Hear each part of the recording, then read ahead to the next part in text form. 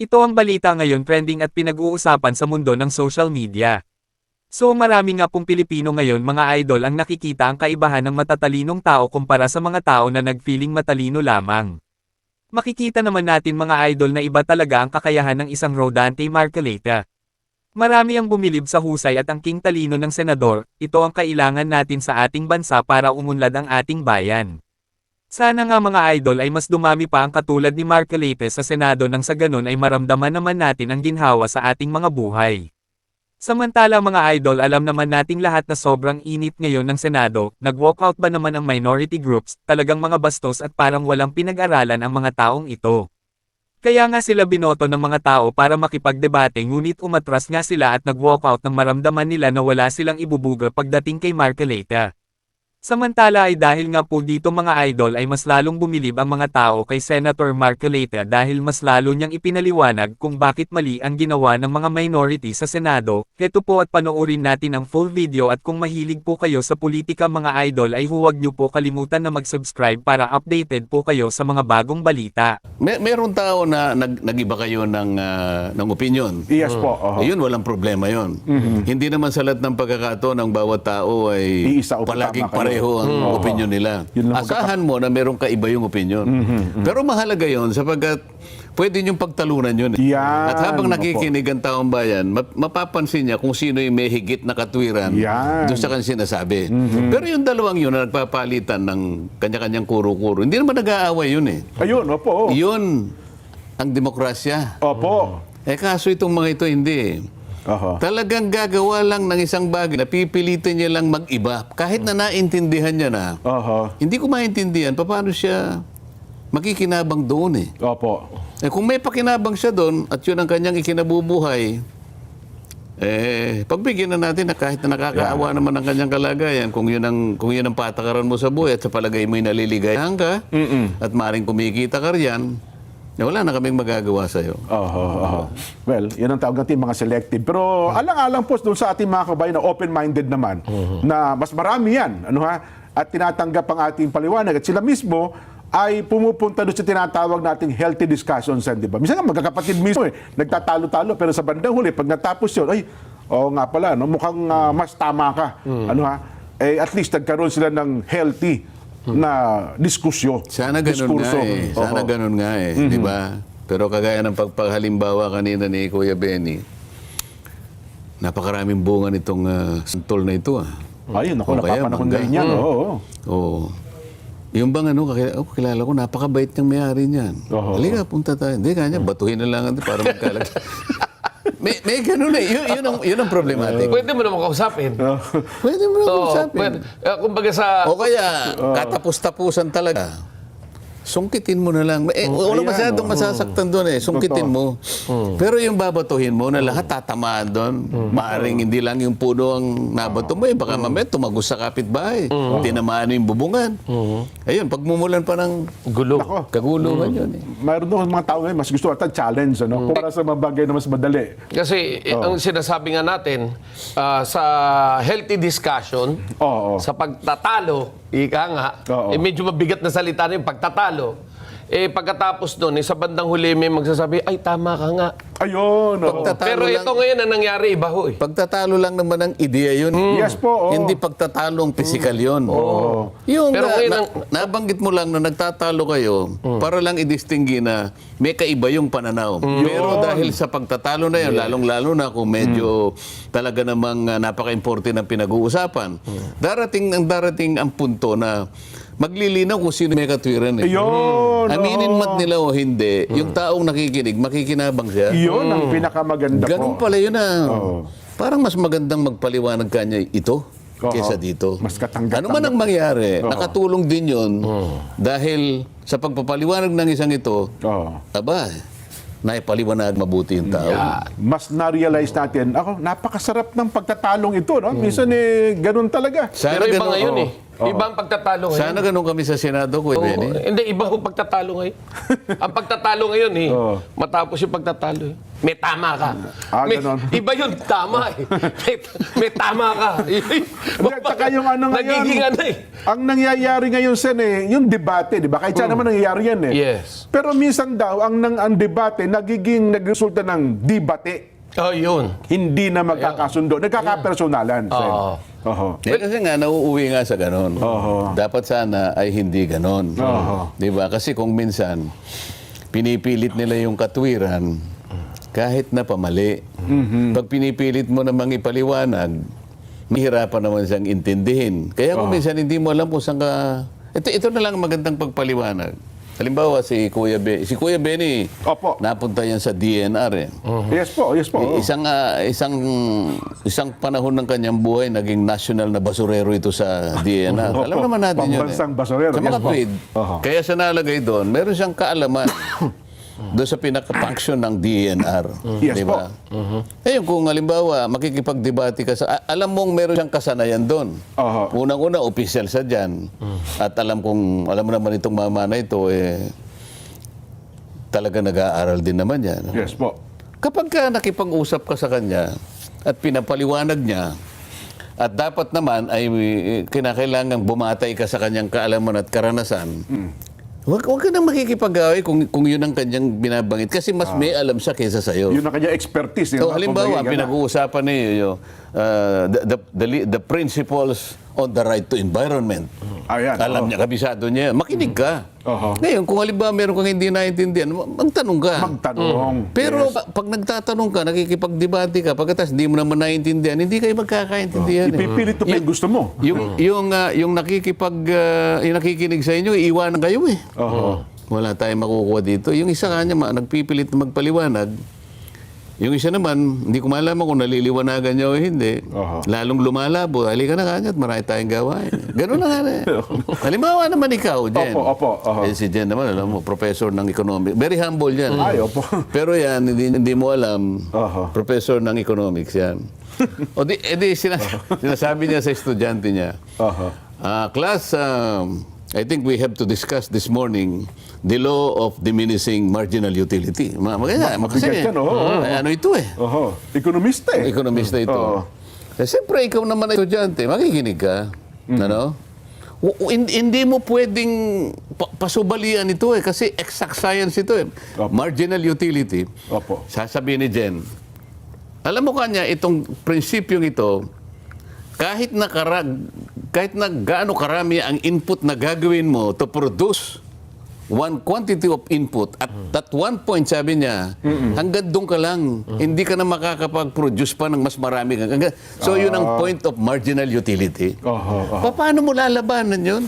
Para mong nilabanan ng gravity. Oho. Ano? Kinontra mo yung O grabe. ngayon, halimbawa, pinag-uusapan, ito po yung rules eh. Opo. O hindi ba? Oho. Mahihirapan po tayo kung halimbawa hindi po natin kikilalanin yung distinction po ng pinag-uusapan natin ngayon. Oho. Nagmumula po yung pinagtatalunan natin doon sa Section 24 at saka yung kaiba yung Section 136 ng ating rules sa Senado. Opo. Ngayon po, kaya ko pa pinipilit na mamagitan. Ito po kasing 136, second paragraph, ito po ay special provision. Ayan. Bakit po sa special provision? Ito po mismo ay tumutukoy dun sa paraan kung paano yung rules ay ating maamyendahan. Diretso po yun. Oho. Ito namang Section 24 po, samot-samot po ito. Opo. Samot-sari po ito. Oho. Lahat na yun, So nandun. sa prinsipyo po ng batas, palagi pong nangingibabaw yung special provision Oho. over the general law. Kasi specific po Oo, yun. oo, general sa- provision. Opo. So sabi ko, alam po ninyo, mahihirapan po tayo kung hindi po nyo kikilalanin yon, distinction yon, lalong na kung wala po kayong background sa batas. May nasaktan. Kasi lumalala na kasi yung pag-uusap, kaya ako namamagitan eh. Opo. oo. Hindi ko raw dapat sabihin nyo kasi parang anong tawag doon? Pangungutya daw ata yun eh. Parang Parang nauwi. pagmamaliit sa kanila. Parang Parang nauwi sa pangungutya o pagmamalit. Oo. Hindi po. Sabi ko, wag po kayong magkukonklud ng ganyan. Ang pinag-uusapan po nito ay dahil po sa paglalaban ng dalawang provision. Oho. Kaya kailangan pong malinawan natin ito. Ayun. Ngayon, kaya ko ipinasok yon, kailangan makilala ninyo, meron po kasing legalidad dito eh. Oho. Papasok po dito yung prinsipyo ng batas. Lahat po ng abogado alam yun eh. Oho. So, sana makilala nila yon. Oho. Di, ang naging katwiran, Sen, hindi, teka lang, Sen. Bago lang kayo dito eh. Ako 10 taon na ako dito, 20 taon na ako rito eh. O sana kung naging 40 taong ka na riyan, naintindihan mo naman sana. Opo na. Hindi ka naman kailangang maging abogado para magkaroon ka ng sapat na karanasan para intindihin mo yung dalawang nag-uumpugan na provision. At some point in time, dapat i-reconcile mo yung dalawa na yun. Oho. Kasi kung halimbawa, matagal na sila doon, o dapat alam niya na merong journal number 75 ng Senado. Journal 75. Oo, ito ay may petsang May 21, 2018. Ano sinasabi niya? So matagal na, 2018 pa po ito, Sen. 17th Congress ito. Oho, oho. Dito sinabi mismo, Opo. dating Senate President Tito Soto, na ngayon ay dating Senate President din, So nung time na yan, Senate ginamit President po niya yung siya. Section 136 eh. Okay. Bagamat walang report na nanggaling sa Committee on Rules. Ni-refer din sa Committee on Rules eh. Pero sabi niya gano'n, kinakailangang manaig yung motion. Pwede ko bang malaman na yun kung may kukumit nating i-take up ngayon? Ay, hindi i-take up pala. I-adapt na kagad. Aha. Walang discussion sa plenary. Adoption na. Hindi kagaya nung sa amin, nung i-propose ko yon May 11. Opo. Oho. Inulit ko nung, ano ba yung nakarang araw na yun bago sila mag-walk? Nung pag-walk out na yun, Kuya Benny, anong araw yun? Kahapon ho yun, di ba? Kahapon yung walk out. Kahapon lang po eh. Ano nga din kahapon? Kahapon ay Martes. Baka Nung Lunes akala po. nila hindi tayo live. Nung Lunes. Oho. Nung Lunes po. 26 po. Lunes, 25. Kahapon po, 26. Oh, 26. Lunes po, 25 kahapon. Oo, Nung di ba? Lunes. Opo. Nung Lunes. Oo. So May 11 ko pang inano yun, pinropose yung amendment. 14 days ago. So 14 days ago. Yes po. Samantalang ang sinasabi nung 136, isang araw lang eh. Opo. Ngayon, inulit ko lang kasi pinaulit sa akin ni SP Alan. So nung tumayo ako, sabi ko, Madam President, may I reiterate the previous motion? So inulit ko lang. So nagtataka sila ngayon, teka muna kanya, wala namang rules eh, ganito, ganyan. Wala pa po kasi dahil hindi pa formalized, hindi pa organized ang Committee on Rules. Hindi pa nabubuo yung Committee on Rules, wala pang members, etc. Sabi ni SP Alan, kaya po ang aking sinasabi ngayon ay mino-motion ko na ito i-take up na natin sa floor, Sa plenaryo. sa plenary, Sa buong, opo. imbes na sa committee level. Yan. Oho. Kuya Benny, sa palagay mo ba may masama dun sa motion na yun ng SP President? Well, basically wala, no? Dahil motion nga yun eh. Kumbaga, syempre, lagay na lang natin sa layman's term, majority. Majority wins. Kung sino yung majority, yan ang masusunod. Oho. Kung Yun yung na. ba ay pag-uusapan o hindi. Oo. Ang nakita natin kahapon, parang hindi yata gano'n na nangyari. Kasi kaya minabuti ng majority na i-take up na lang sa plenary dahil nga wala pang formal organization ang mga committees. Kasama na dyan yung Committee on Rules. Opo.